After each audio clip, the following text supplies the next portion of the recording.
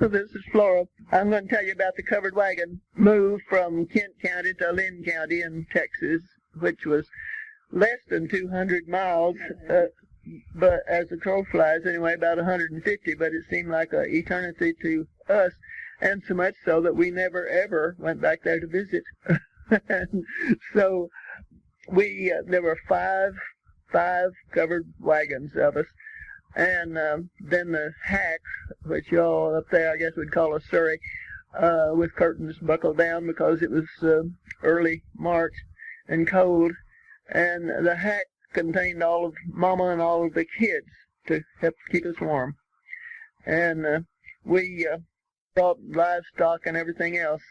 So we started out, and Grandpa was driving one wagon. Papa's two cousins, Robert and Elmer James, were driving a wagon apiece, and there were two friends of the family that Papa hired to drive wagons.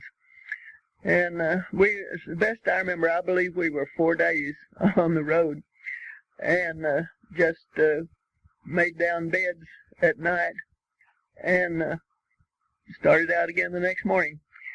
Well, the end of the fourth day, well, I'm getting ahead of myself. I was going to tell you the little incident about posts. We had to pass through Post, Texas, which was a fairly new settlement because it was settled by C.W. Post, who invented post offices, and he bought a lot of land down through there to put his factory on, and they named the town Post. But Lois and I had no idea. They was talking post all the time, but we had no idea what post really was or what it meant. And so my birthday was the third day on the road, I guess. And so because that we had been shut up in there so long from a birthday, Mama let Lois and me ride in the front covered wagon with Robert James, Papa's cousin. And we weren't riding very long until he realized that we didn't know what post was, and he was a great big tease, so he kept us just intent on every post that we passed by, examining it good to see if that was the right post. And it wasn't until we passed through there that he said, "We're at post." Well, we didn't see a thing different. It was just a crossroads, wagon roads, no pavement or anything, you know. But he had a good time carrying us high about post. We came on and got 17 miles west of Tohoku is where Papa had bought this land, and there was a two-room house on it. And Papa had told Mama that when we got there, he had everything all set. He had chopped wood and brought in kindling and everything. It wouldn't take but just a minute to start the fire, set up the stove and everything. It wouldn't take but just a minute to start the fire when we got there, and we wouldn't get frozen to death while we were waiting.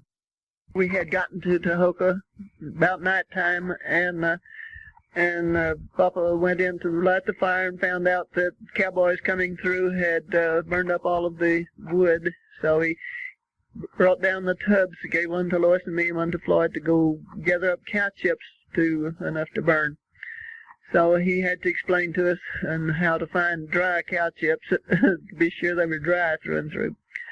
And we did, and gathered the cow chips. So that was our job daily, all the time, to gather cow chips because they burned in such a hurry until they could get the kitchen stove in and some wood chopped that would keep us warm. And then finally, people burned coal mostly, but until he could get into town and all of that to get coal, we still burned cow chips.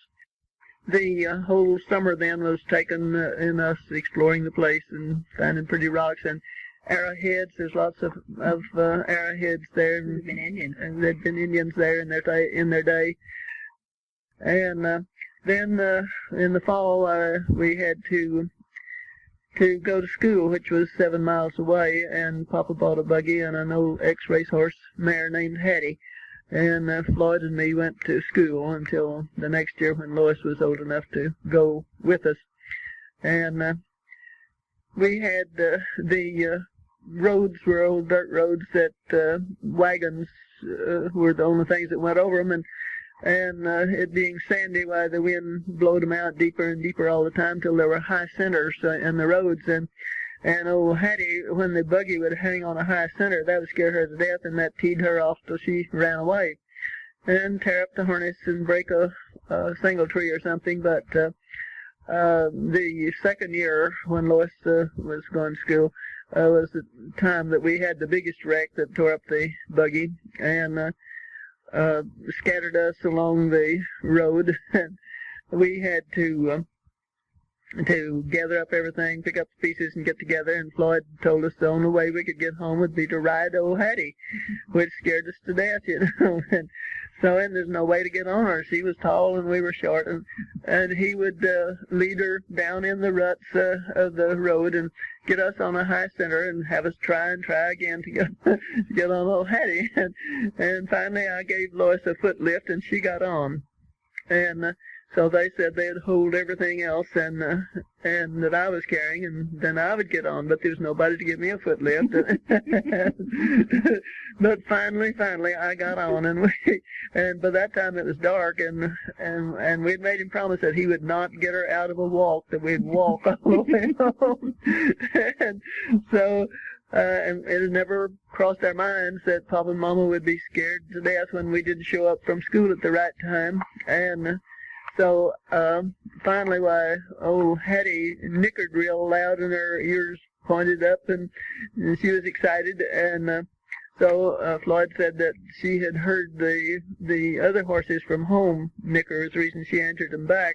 We got to listening, and finally we could hear the wagon and the horses as they were coming after us.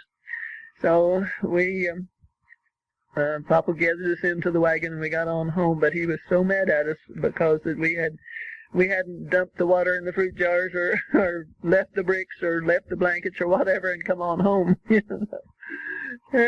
But that was our procedure for going to school. But then when Vernon was old enough to go to school next, well, Mama said that she was not going to put up with that any longer, that we were going to have to get close to school. So Papa bought a house in town and moved Mama and us kids into town for the school year. And Papa stayed on the farm and managed things and come in when he could and brought us milk and butter, and when they killed hogs, bring us fresh meat and things like that. And and Anita was born that second year we were in town. She was born in January, and she was the only one out of the whole 9 of us that was born in town. But Papa got tired of batching. It was not satisfactory, and so he sold the farm and the house in town and bought a place out by the cemetery where, it's located, where we went out there to look to see where we all grew up at Lois's funeral. And the house was gone now, but the place still had the earmarks of it. And so we lived there the rest of the time that the kids were in school come on until we moved them into Amarillo, and they walked to school.